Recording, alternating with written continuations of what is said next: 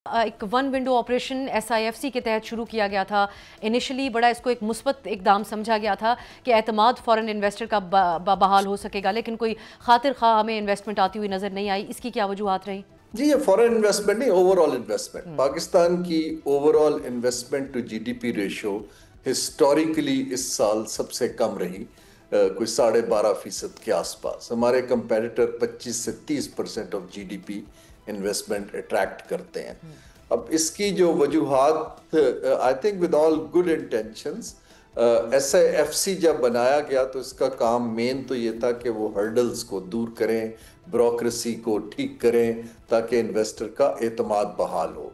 मेरे हिसाब से दो जगह SIFC ने अपनी जो फोकस को चेंज किया जिसका इतना फायदा नहीं हुआ। एक तो वो बड़े गवर्नमेंट टू गवर्नमेंट कॉन्ट्रैक्ट्स में पड़ गए। आपको याद हो जब वो आए थे तो उन्होंने एक सॉवरेन वेल्थ फंड बनाना शुरू कर दिया, जो बाद में IMF ने नहीं बनने दिया। फिर उन्होंने कुछ माइनिंग और एग्रीकल्चर की गवर्नमेंट सेक्टर पे कुछ सऊदी अरब से डील करने की कोशिश की। SIFC का जो मेन कोर फंक्शन है वो ये है कि आप प्राइवेट सेक्टर लेड मार्केट की जो कंपनीज हैं उनके लिए फैसिलिटेशन खोलें, उनके लिए इंसेंटिव्स बनाएं।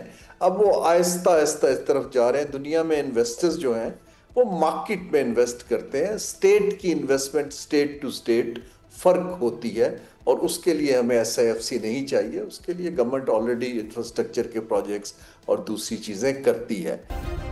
सब्सक्राइब करें और बेल दबाएं ताकि कोई खबर रह न जाए।